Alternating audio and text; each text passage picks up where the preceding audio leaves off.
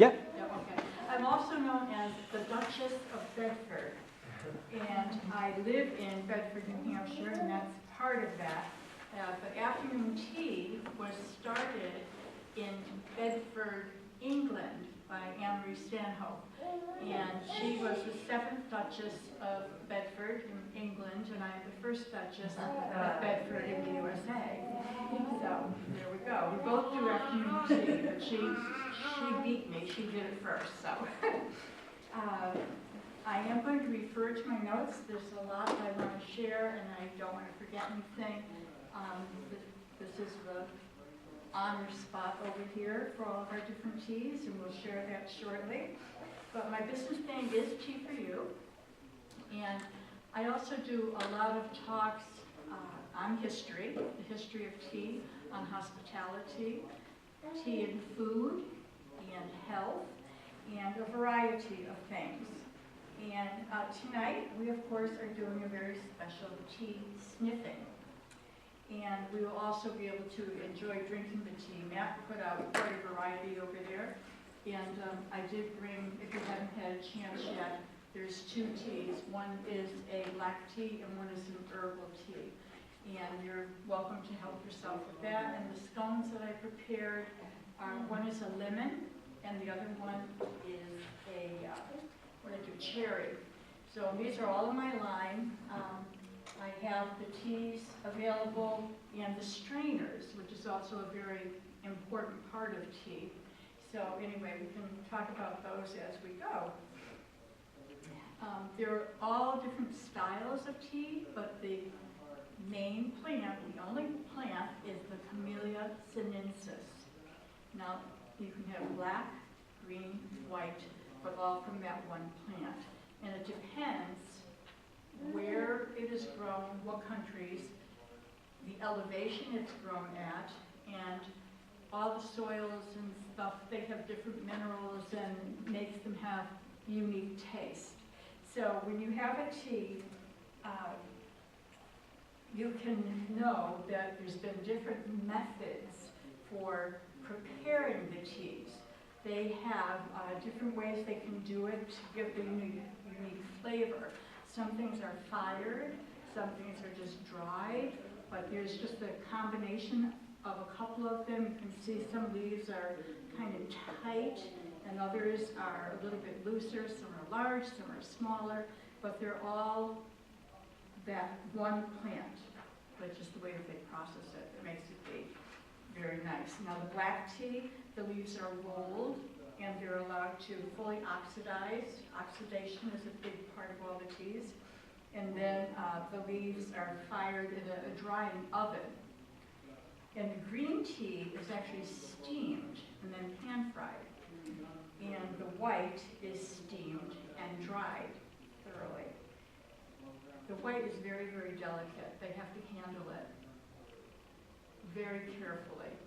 They don't touch.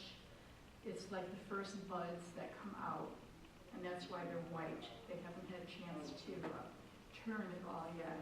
And they're very, most of the time, they're very expensive because they're the first 2 buds that come out. So when you're making tea, you always start with fresh drawn cold water. And I use just 1 rounded teaspoon. I'm talking about whole leaf teas now.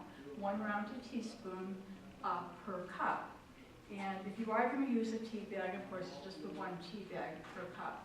I prefer the loose leaf, but I do in fact have just one bag tea here, and I put all a variety of bag teas in my tea wallets, which are also quite fun. You open those up, it's a trifold, and then you can put that in your purse instead of bringing a little baggie along with you. Looks a little classier. And the other key point in having a good tea is your infuser. I like this type.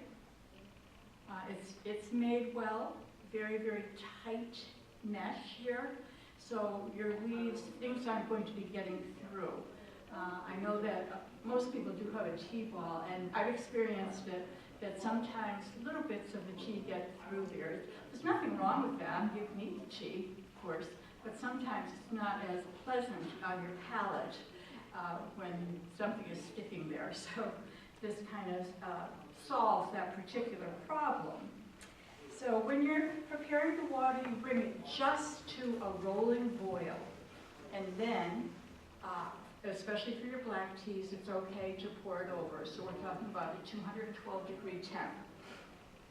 And then I always let the water cool a little bit if I'm doing a green tea, or I listen. If it's just starting to come to the boil, well then I just shut it off. I like to use electric teapots too, because sometimes I'm just not patient enough to wait for that other pot to boil. So, but you can hear it, you get used to it, so you don't want it to come up to that full temp with the green, because there's a lot of antioxidants that you want to extract from that, and you don't need to overdo it with the heat. And then the white leaves, as I was saying, they're very delicate, and so it barely comes to a boil, but enough so it's hot enough to bring all the beautiful flavors out of it. So the water really saturates the tea, and it lets the flavors come out naturally. The leaves will unfurl, and myself, I enjoy watching it, and I see all the different types of teas, and it's kind of fun. And I have one gentleman that I studied with, and he couldn't stand it when people would pour the water over, and you'd see the leaves skirting and dancing around, and he said, I hate that name, the agony of the leaves. I can't stand that, I must change it. Very English, British gentleman. And so he decided that he was going to call it, when he sees them, the dance of the leaves, no more agony. And his name is James Pratt, and he's very, very well known. He's an expert in the tea field. And he has many nice books. I'm not sure if we have them here. I had mentioned them once before. James Pratt is a great author. Another one is Jane Pettigrew, another English. And also Bruce Richardson. And he's an interesting fellow. He talks about teas in the United States, but he's also written about teas in Britain. And he sends you to particular tea rooms that he has gone and experienced himself. And he would not write anything unless it was absolutely fabulous. So you can trust him. And so he's really one of the people who's really regarded highly in the tea world. Come on in. There's tea and scones you can help yourself to now, or you can do it later. And there's also hats and feather boas if you'd like to help yourself to those. Now, herb teas, they're not a tea at all as far as they're coming from a Camellia sinensis. Your herb teas can be berries, they can be fruit, they can be stems. There's quite a few different ways that you can combine them. And then you can also do the blending. You can take and put peppermint tea with the lemon tea and just make up your own concoction. It's kind of fun to, on a cold day, just to put a bunch of teas on the table and rip open the bags and just experiment with them and make your own special blend. And I was required to study the herbs. I was part of the Western Herb Society when I lived in Ohio. And I had to put in 100 hours with the herbs. And we learned to cook with them, how to bring into the horticulture, the medicinal, many different things. So I don't poo-poo the herb teas at all, but just want to make the distinction that they are not from the Camellia sinensis plant. Now, I do want to advise you, if you would like your tea, God bless, if you would like your tea a little stronger, or a week, or just increase or decrease the number of leaves that you're actually using. Do not overbrew. Don't think because I'll just let it go for another 2 or 3 minutes that it's going to taste better. It won't. It would be very, very bitter. So do adjust the amount of the leaves that you're having in your cup. And I like to let people know that the whole leaf tea is very economical because you can brew that twice. You get a couple infusions out of it. By that I mean, you know, just put it in here. You can pour your water again after a second boil, and it tastes just as good. You know, so don't toss it because you're really throwing your money away. And now, you know a little bit about me, you know a little bit about tea. I'm open to questions all night long, and I will also be available after for any questions that you might have. But let the sniffing begin. So, you're going to have 10 teas that you will have to attempt to identify, and I will pass them out. And do you want to give instructions about the sheets? I mean, it's sort of self-explanatory. Yeah, you're just going to put the number that's on the cup there next to the tea that you think it is. And it's pretty straightforward. And if you need a pencil, I'm happy to grab it for you.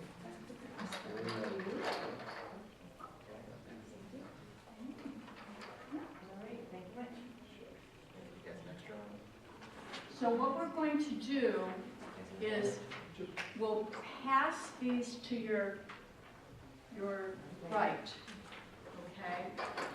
And just to keep them going so everybody has a chance. So I'll do the same back here.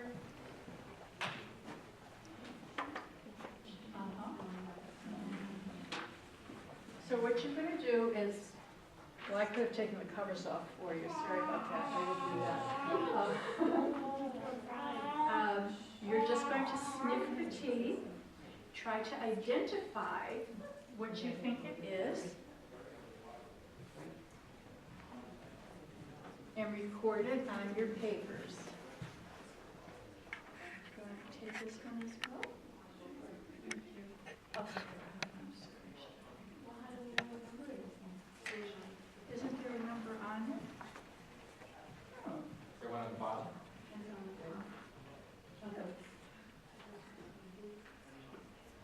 I'm sorry, we put it on the top. That's one. I have a, this is one, just so you know. I have a marker. I have one. Do you have a marker handy? Yep.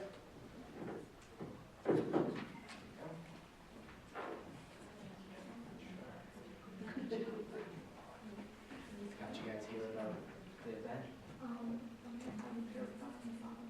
Okay. Very cool. Thanks for picking up on that. Yeah. So by the time you're done, you should have 10 teas.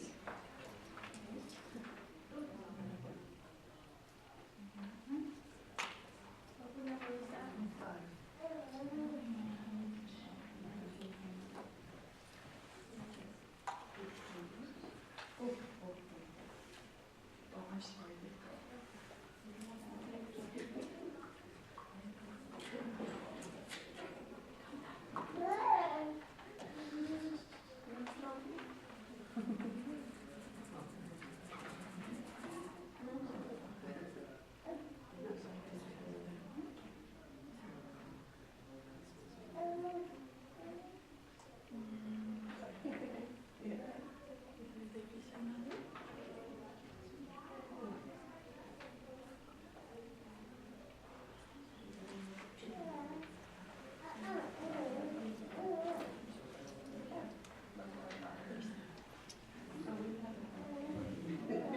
I bet I know which one that was.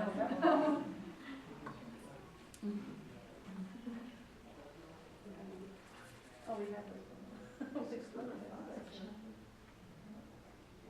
So that's why if you put them on your sheet, you should. Yeah.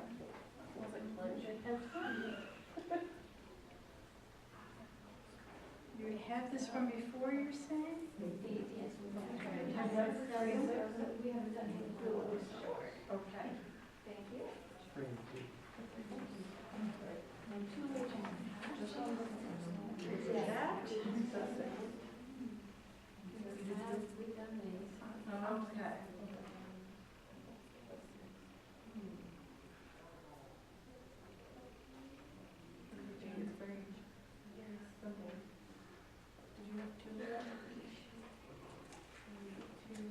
Did you? Has everybody had number 6? What number is it?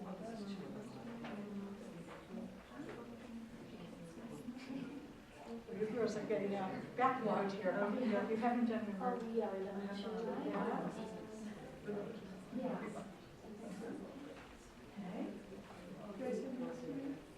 Yes.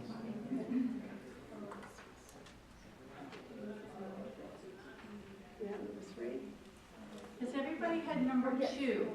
Yes. What number 9? Has everyone had number 5? Yes. Katie, have you had yours? No? Yes. 9?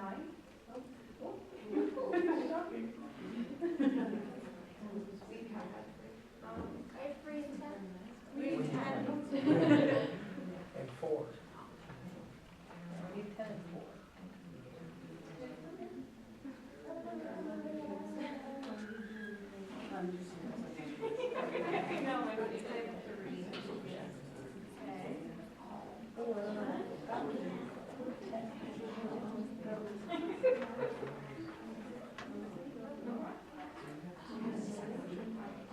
Does anybody need number 8?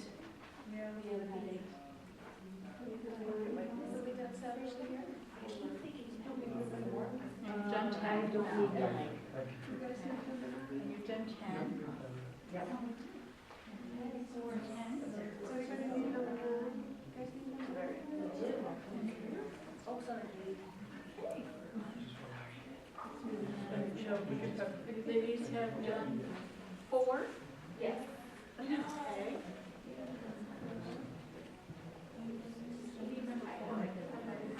I have 8 and 9. You needed 4 or no? Yes, I need 4. And I have 6. She heard you. Well, got it. Okay. I have 6. Oh, is that supposed to Oh, sorry. We're done? Oh, okay. Number 10, did you do? I think you did. Can I have 2? This is 8, yeah. I have 7.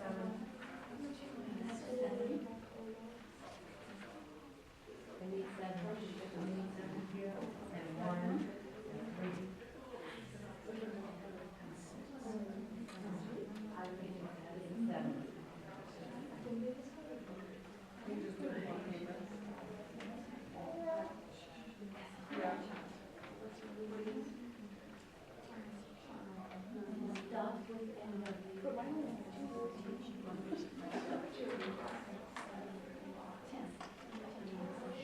Okay, has everyone had number 1? Number 1. And I have 8 and 9. Yeah, 10. Okay.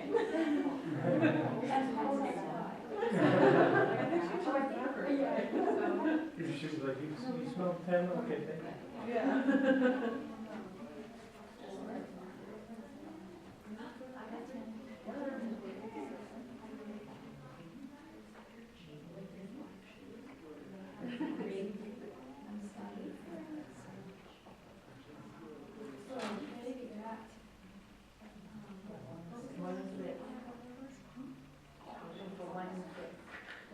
We need 1 and 6.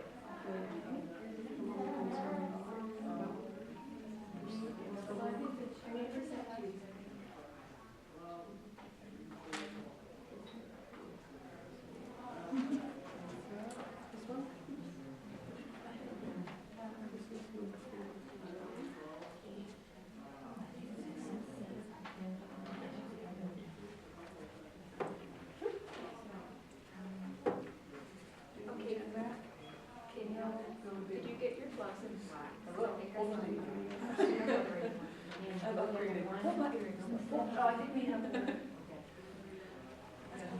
Okay, how are we doing? We're going to give our, Oh, we need Oh, to your put team. team. oh yeah, your names. They're all on there. Okay. All of them? Well, hers, even hers? No. He's too young. Next year. Next year should be done. When she had work. A lot of it. Yeah, she's gonna be a team member before. She's a snowboarder, so she'll be a team member. Hopefully she plays snowboarding over the farther side of snow. Sure. I like that very one.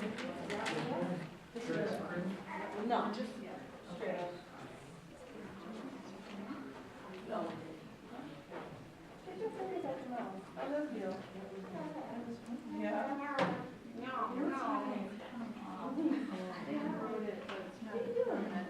It's an expo.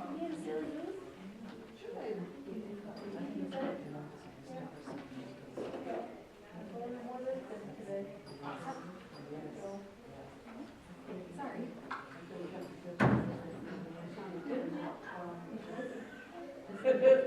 Sometimes I feel like I want to wear one first because it's so busy.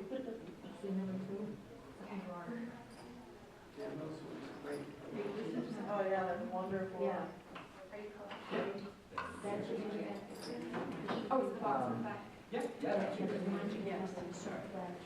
So just reverse.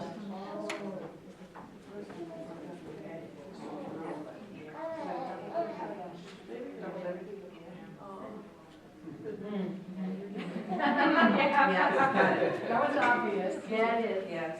I made some of them be very obvious, and others were challenging.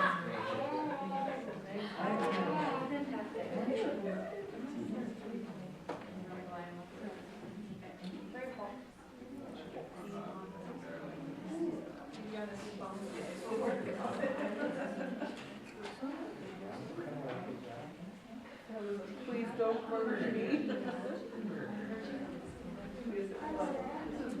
And if you want to get some snacks now, you can. It's a good time. You're all done. Oh, did you want to put your name on here too? Sorry. Just realized. Give it two. It's all done? So while Matt is going to do a tally, I will tell you about some of the teams Did I get that are everyone? here. And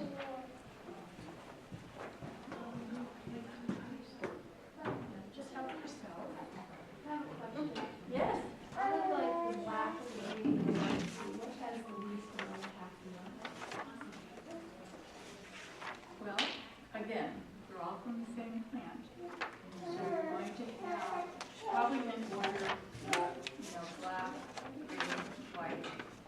But they're all going to have caffeine, so we're not going to get away from that.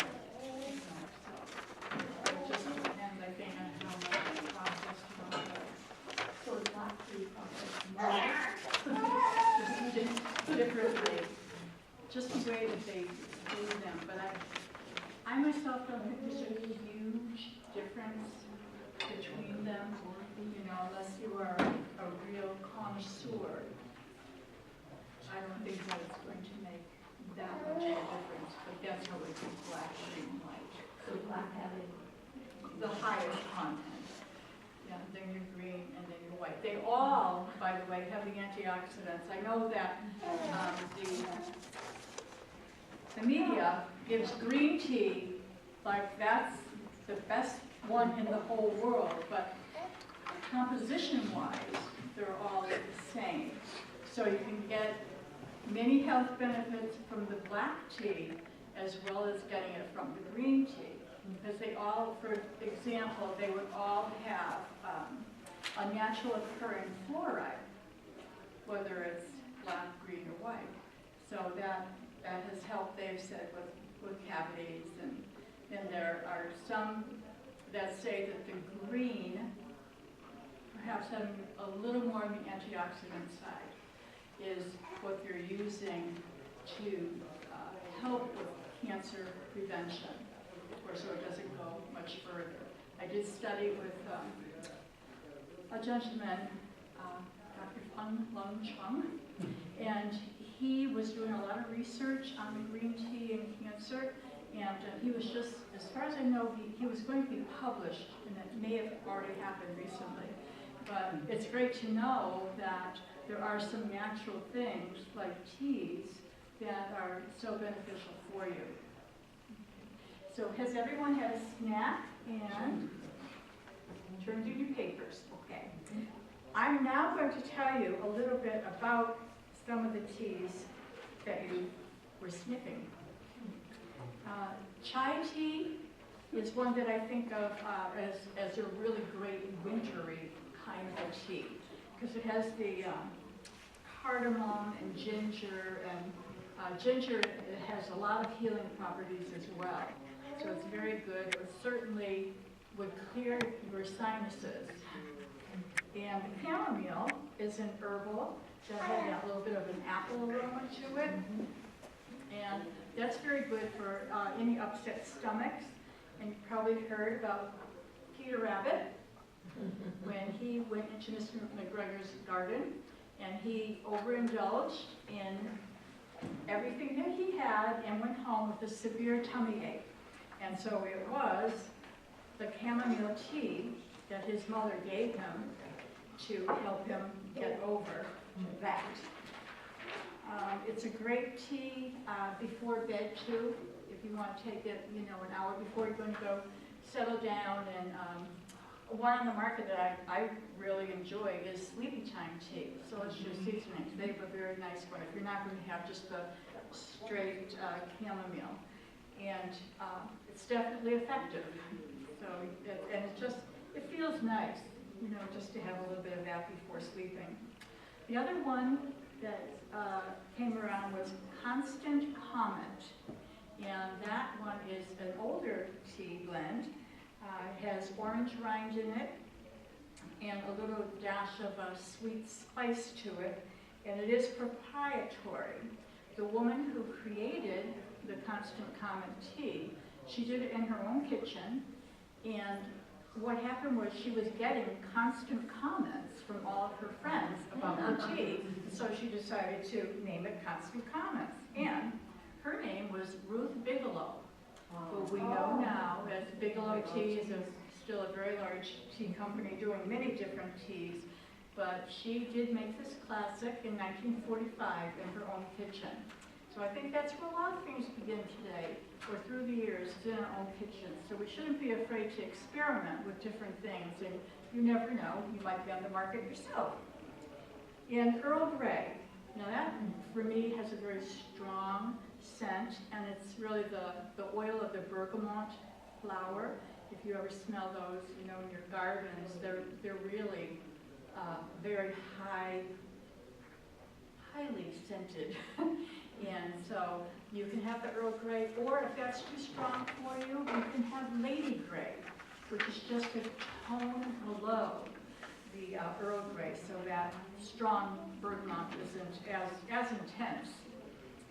Then there is another green tea here. It's called Gunpowder, and it's known as pearl tea because of the way that they made these little tight rolled pellets out of it, and they resembled gunpowder of that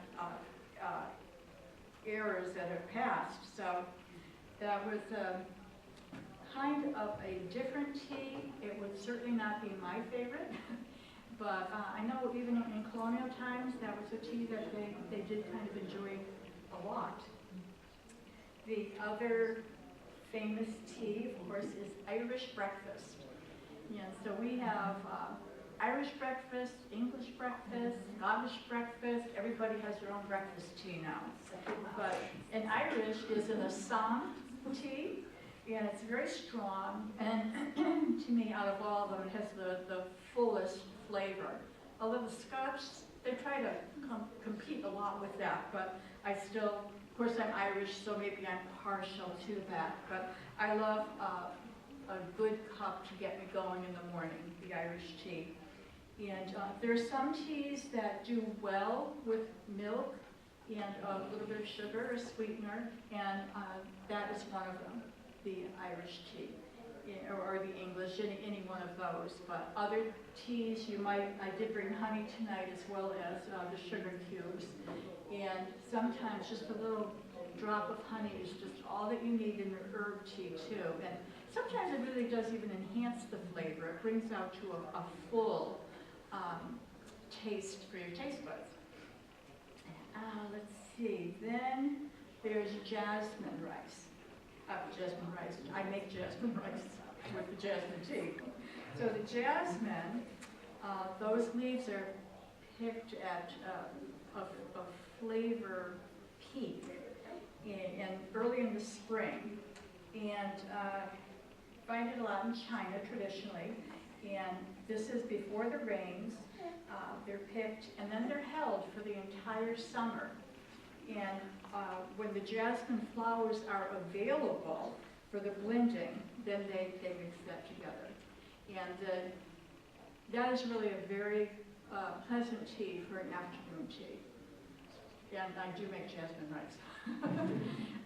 If I want to, instead of just using, boiling just regular water and getting your rice ready, I do a cup of jasmine tea in there, just add it.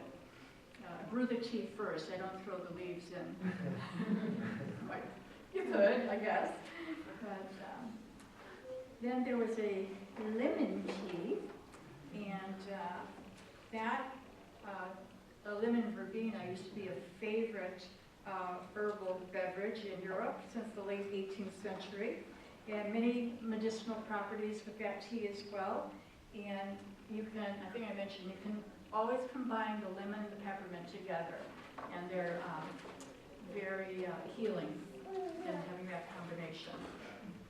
The peppermint, of course, has a wonderful, strong aroma, and it's a refreshing flavor and a very cool taste.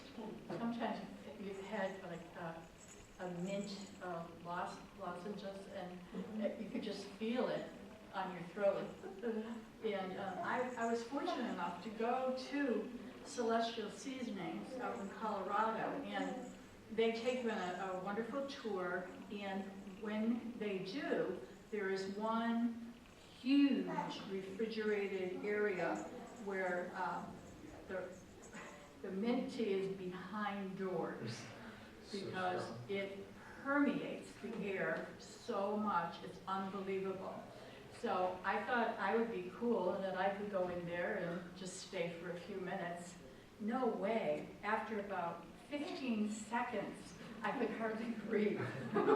It's really that strong and that intense of a flavor, so it does do really strong things for your body too. But if you're ever out there, that's a great place to go to. And other tea places that are available right in our own country, the Charleston Tea Plantation, and they, again, Bigelow Tea, they love to have you come and take you on a tour as well. And I think it's kind of exciting that we have this right where we can go in our own country, not to go to China or India or anything overseas. So I have a few of these. I'll put them out just in case you're going to vacation down south. Feel free to take those. And just getting off for a second, the Boston Tea Party. Now, I have, this is a little case of the Boston Tea Party that I have, and I had this open for a while and it's still very strong. Again, this is the Earl Grey tea. I'll pass this just so you can have a chance to smell this one too. But in Boston, they do have a reenactment of the Tea Party.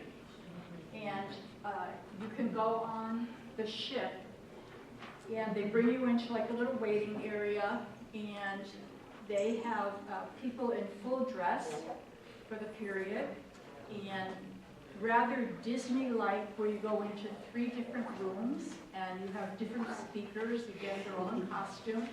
And then at the very end, you end up in Abigail's tea room, and they serve you a nice cup of tea. And of course, you could do the add-ons with the scones or any lunch you would like to do, but if you have guests from out of town. It's something just a little bit unique to Boston, and they had, actually, the ship had burned down at one point, and they've redone it, so it's really nice. And the people that work there love working there too. They really have a lot of fun. So I will also put a couple of those over here for you, if you want any information about that. One of the teas was a Russian caravan, and this was called that because it was transported by camel train from tea-producing areas of India, Ceylon, and China to Europe via Russia during the 18th century. And it has that Lapsang Souchong, which is a very, very smoky tone to it. And I think I can drink almost any tea in the world except that one. It's really, for me, it's a little rough around the edges. And I know a lot of men really like it a lot. I mean, they can do cigars and stuff too, and that's okay, you know, but so it's the same, that smoky kind of thing that overtakes you. Just not my cup of tea. So, anyway, Matt, do you have a winner? We actually have a couple winners, yeah. We have 3 tea experts in the audience. 3? Yeah, so maybe what we could do is we have 3 prizes that we can, so we have our bag, our calendar, and our book. Okay. So why don't we, so the first prize was a beautiful book that. Nice afternoon tea book. This is really lovely with a lot of pictures. When I cook, I like to see the pictures so that I know what it should look like by the time I finish. So I thought this would be a nice book for you to have in your own collection.